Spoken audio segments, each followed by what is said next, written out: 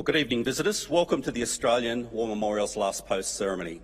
My name's Richard Cruz, and joining us today from the Australian Army is Major Terrick El-Gayar. We warmly welcome the family of Corporal Colin Archibald Knott, whose story will be told shortly. We also welcome Major General Uno Ecclesheim, Director, Netherlands Defence Intelligence and Security Service, who is accompanied this evening by Air Vice Marshal John McGarry, Director, Defence Intelligence Organisation, who are joining us for this evening's ceremony. We're also pleased to acknowledge BAE Systems and their conference delegates that are here with us this evening. We welcome the veterans who have served, those that are still serving, and the families that support them. We acknowledge the members of RSL and Services Clubs Association, RSL Victoria and RSL Queensland, who are watching the broadcast of this ceremony across Australia. This evening, wreaths will be laid by family and visitors, as well as students from Mitcham Primary School, Kingswood, South Australia. Could I ask you to please join in singing the National Anthem?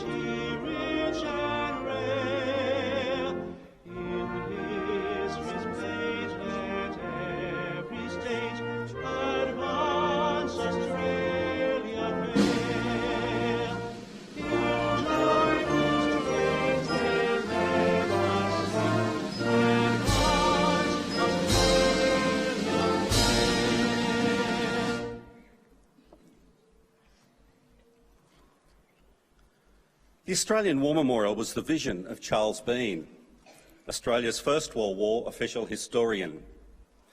Bean landed with the Australian troops on Gallipoli and stayed with them at the front through to the end of the war. The idea of this national memorial and museum came to him at Pozières, France, in the depths of the bloody fighting of 1916. Bean's idea was that this would be a place where family and friends could mourn loved ones buried in faraway places.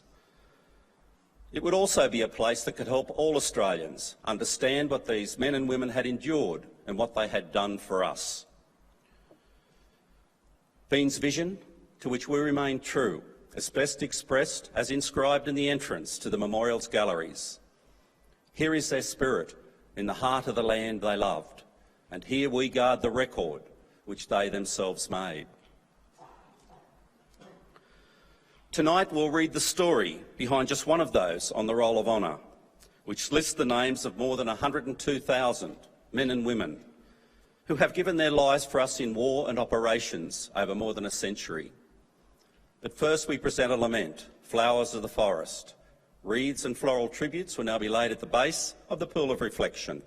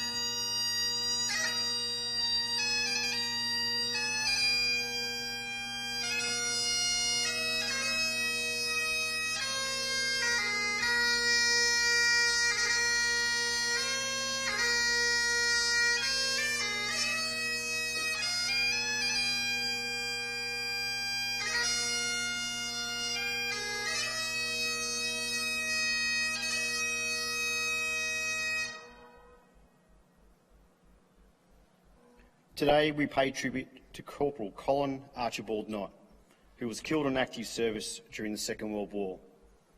Born in rural Queensland, town of Roma, on the 25th of July 1914, Colin Knott was the son of Alan Archibald and Hilda May Knott. Growing up, he attended the local school and was awarded a scholarship to attend the Central Technical College in Brisbane. On gaining his qualification, he was employed as a blacksmith and general engineer for Evans, Deakins & Co., an engineering firm in Brisbane. Prior to enlisting in the Royal Australian Air Force in February of 1940, Colin had previously served as a member of the 61st Battalion in the militia.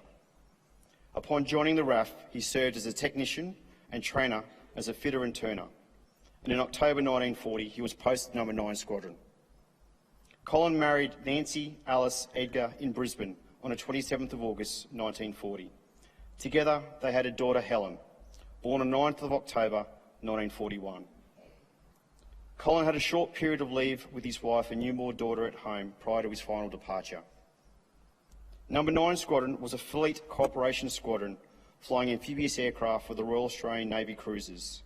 Colin served as a RAF technician as part of a small team attached to which served on the Navy cruisers operating the submarine Walrus amphibious aircraft. His first deployment was on HMAS Hobart, where he served for the first half in 1941. During this period, Hobart served as an escort in Australian waters.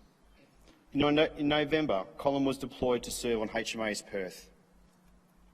In February of 1942, the Perth sailed for the Netherlands East Indies, and on the 27th of February, along with a force of Australian, British, Dutch and American ships, fought in a major naval battle for the Java Sea. 5 of the 14 Allied ships that took part in the action were lost against a formidable Japanese force. The Perth, alongside USS Houston, was lucky to survive. Both ships were able to break off the engagement and make for refuelling. The following night, HMAS Perth and USS Houston made for the southeast coast of Java through the Sanders Straits. En route, they engaged with a Japanese force heading for Java. In the ensuing battle for the Sanders Straits, Perth and Houston were outgunned and outnumbered, and after bravely engaging the enemy, both were sunk. A total of 357 members of Perth's crew died when the ship went down, including Corporal Colin Knott. 320 survivors became prisoners of the Japanese, and 106 of them died during the following years in captivity. At the end of 1945, only 218 returned home to Australia. Of the Houston's crew, 368 of the 1,061 sailors and soldiers survived the sinking. Corporal Colin Knott was 27 years of age.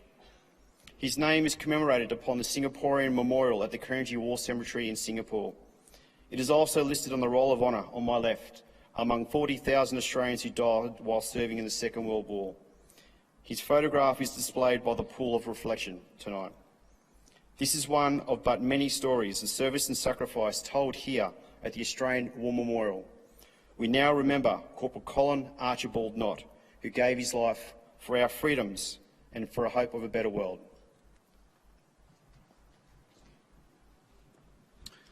If you're able, please stand for the ode and the sounding of the last post.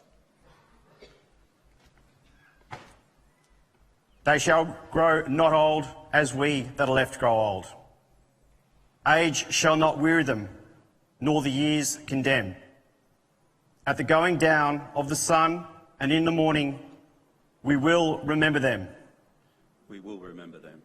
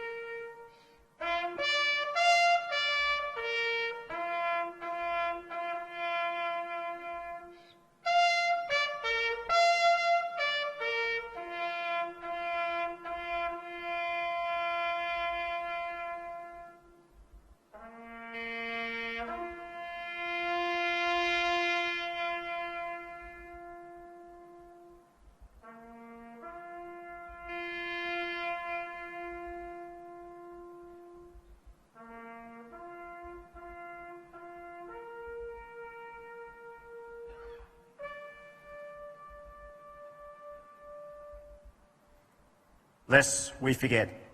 Lest we forget.